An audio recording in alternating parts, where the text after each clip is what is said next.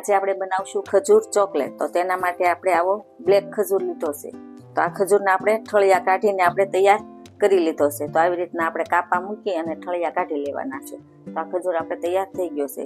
તો તેમાં પૂરવા માટે આપણે સ્ટફિંગ બનાવશું। તો તેના માટે આપણે ટોપરું લીધું છે, મિલ્ક પાવડર લીધો છે અને કાજુ અને બદામ તે આપણે પીસી લેવાના છે, અને દૂધ અને આપણે આ ચોકલેટ લીધી છે। તો હવે આપણે કાજુ બદામને પીસી લઈશું।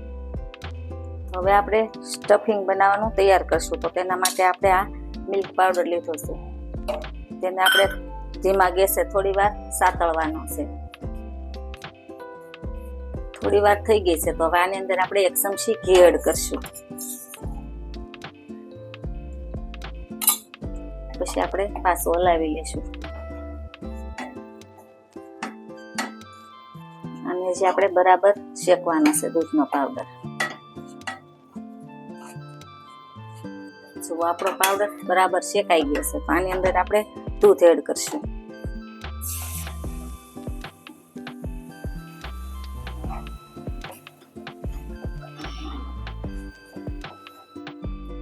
ઘટ થાય ત્યાં સુધી આપણે આને હલાવતું રહેવાનું છે।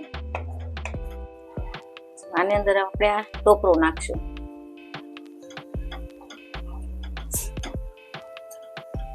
કાજુ બદામ આપણે દળી લીધા હતા તે આપણે નાખશું।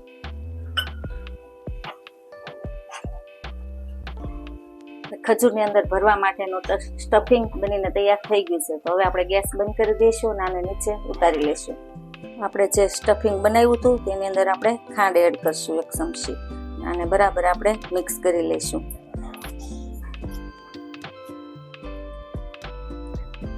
પાણી આપણું ગરમ થઈ ગયું છે। તો તેની અંદર આપણે આ ચોકલેટ વાળો વાટકો મૂકી દઈશું। ગેસ આપણે હાવ ધીમો રાખશું। ચોકલેટ આપણી મેલ્ટ થાય ત્યાં સુધીમાં આપણે ખજૂરમાં સ્ટફિંગ ભરી લેશું।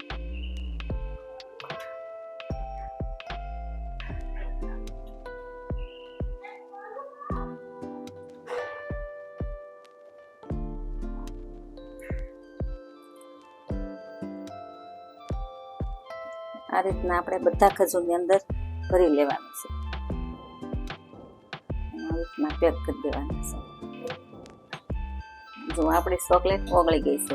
તો આપણે જાડું પડ તૈયાર કરવું હોય તો આવી રીતના આપણે ઓછી મેલ્ટ થવા દેવાની, અને આછું પડ કરવું હોય તો પછી આને આપણે થોડીક વાર રહેવા દેવાની।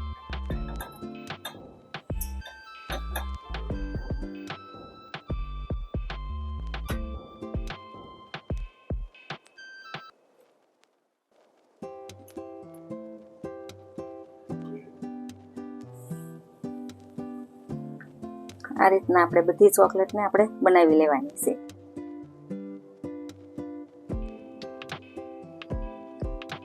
આપણો ખજૂર આપણે ચોકલેટની અંદર બોળી લીધો છે। તો આ રીતના આપણે બનાવી લીધો છે। આની ઉપર આપણે હવે ટોપરું એડ કરશું। આ ટોપરું આપણે ફ્રીજમાં મૂક્યા પહેલા આપણે લગાવી દેવાનું છે। હવે આપણે આને ફ્રીઝરમાં મૂકશું। બહુ ઝાઝી વાર નહીં રહેવા દઈએ, 20 મિનિટ સુધી આપણે રહેવા દઈશું। જો આપણી ચોકલેટ બનીને તૈયાર થઈ ગઈ છે। તો આપણે 20 મિનિટ સુધી આપણે ફ્રીઝરમાં રાખી હતી। તો હવે આપણે બહાર કાઢી લીધી છે, અને હવે આની અંદર આપણે બધી ચોકલેટને ગોઠવી લેશું। આપણી ખજૂર ચોકલેટ બનીને તૈયાર થઈ ગઈ છે। જો કોઈને ગમે તો લાઈક કરજો, શેર કરજો અને કોમેન્ટ કરજો।